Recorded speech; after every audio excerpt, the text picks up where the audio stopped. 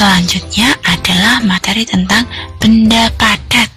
Nah, anak-anak, coba anak-anak lihat pada gambar tersebut ada anak-anak sedang memetik buah jambu. Ada yang menggunakan tangan, ada yang langsung naik pohon. Nah, sesuai gambar yang ada pada layar tersebut, anak-anak bisa melihat bagaimana Lani dan teman-teman itu memetik buah jambu. Bagaimana caranya anak-anak? Tahu apa tidak? Nah, cara memetik buah jambu ada yang dengan mengulurkan tangan ke atas, lalu anak-anak bisa melompat. Ada juga yang menggunakan tiang untuk memetik buah jambu. Nah, pada gambar tersebut ada teks yang judulnya memetik jambu di rumah Udin. Nah, mereka mengajak Benny dan teman-teman untuk bermain di rumahnya. Mereka itu sedang melakukan memetik buah jambu. Sesuai teks tersebut ada pertanyaan, apa yang dilakukan Benny dan teman-teman? Memetik buah jambu. Lalu siapa saja yang ikut bermain di rumah Udin? Ada Benny, Lani, Siti, dan Edu. Lalu di mana Benny dan teman-teman memetik jambu? Ada di mana? Di depan rumah Udin. Lalu setelah anak-anak belajar menjawab pertanyaan sesuai bacaan, ada juga nih anak-anak biar lebih paham bagaimana cara Benny dan teman-teman memetik jambu. Benny menggunakan galah, Udin memanjat pohon, Lani memetik buah jambu yang tidak terlalu tinggi dengan mengulurkan tangan ke atas. Lalu apa yang digunakan Benny untuk memetik buah jambu? Dengan menggunakan galah atau tiang yang agak panjang untuk memetik buah jambu. Namanya apa anak-anak? Galah. Nah, setelah anak-anak belajar materi menjawab pertanyaan sesuai bacaan, sekarang sesuai percakapan atau teks tadi, anak-anak pasti tahu gerakan ketika anak-anak memetik buah jambu.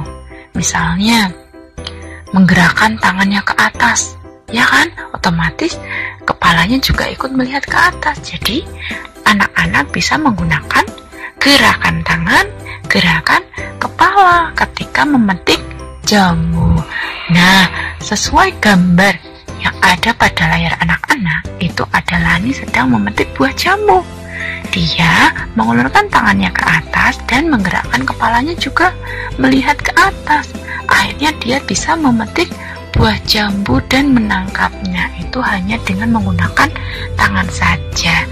Nah, kegiatan tersebut anak-anak biasanya juga ada gerakan lain selain gerakan kepala untuk melihat ke atas, tapi juga ada gerakan kepala menggelengkan kepala ke kanan dan menggerakkan kepala atau menggelengkan kepala ke kiri. Biasanya anak-anak gunakan untuk kegiatan pemanasan sebelum melakukan kegiatan olahraga.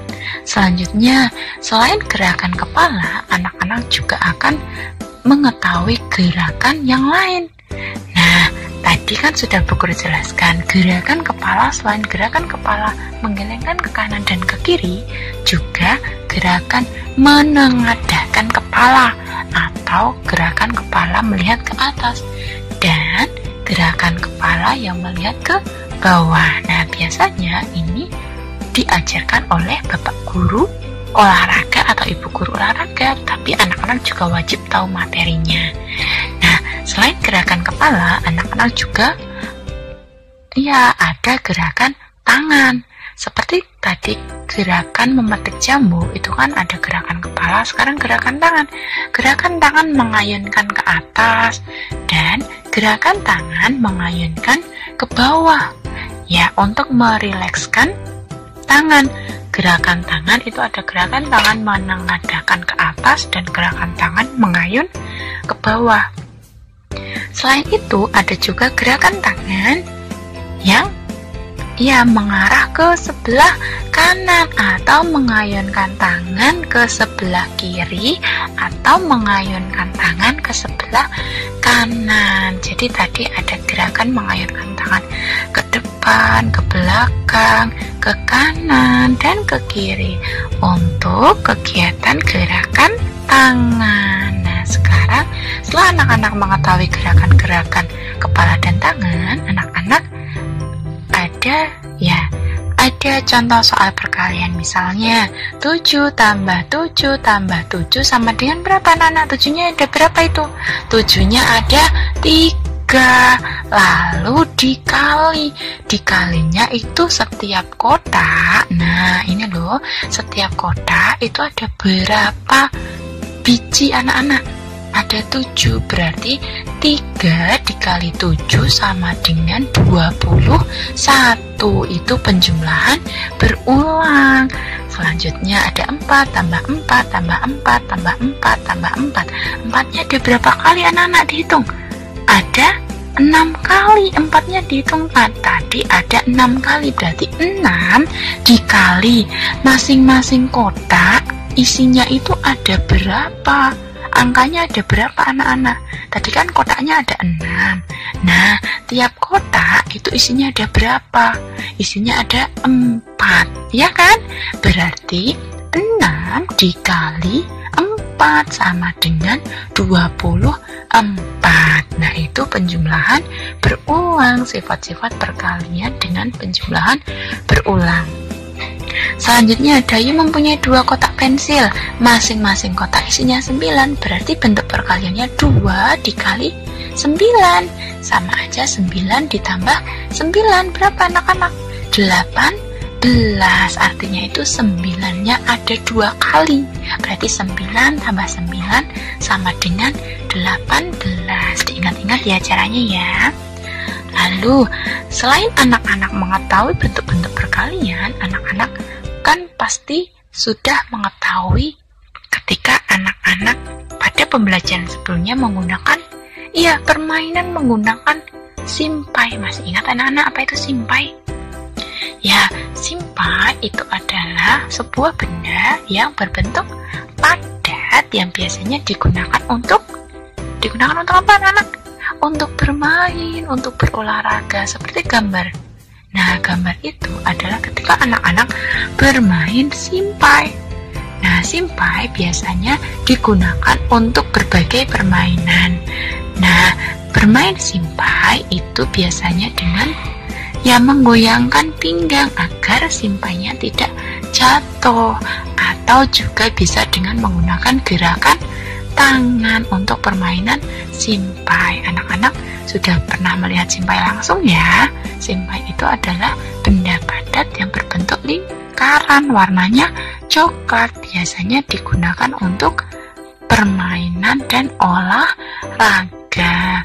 Nah, selanjutnya, karena anak-anak tahu apa itu simpai itu kok benda padat. Apa sih benda padat? Nah, ingat ya, benda padat adalah benda yang bentuknya tetap. Apabila dipindahkan, bentuknya akan tetap tidak berubah. Misalnya dipindahkan ke tempat yang lain, bentuk simpai akan tetap berbentuk lingkaran. Nah, sekarang contohnya ya, kursi benda padat? Iya. Meja benda padat. Kalau minyak bukan benda padat.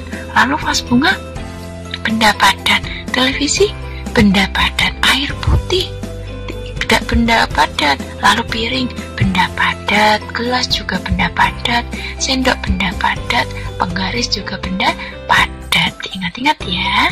Lalu benda padat itu adalah benda yang ketika dipindahkan dia tidak akan berubah. Sekarang aturan ketika bermain di rumah teman. Jadi sikapnya memasuki kamar pribadi orang lain tanpa izin tidak boleh dilakukan. Mengetuk pintu dan mengucapkan salam sangat boleh dilakukan. Tidak mengambil barang sembarangan sangat boleh dilakukan. Memakan dan meminum sesuatu tanpa izin tidak boleh dilakukan. Serta tidak membuang sampah sembarangan itu hal yang harus dilakukan. Bisa ya anak-anak ya, ketika bermain di rumah teman, anak-anak tidak boleh untuk sembarangan memasuki kamar orang dan makan minum tanpa izin. Nah, anak-anak, setelah anak-anak mempelajari pembelajaran 1 dan 2 subtema 2, anak-anak mendapat tugas dari Bu Guru. Yang pertama, kerjakan soal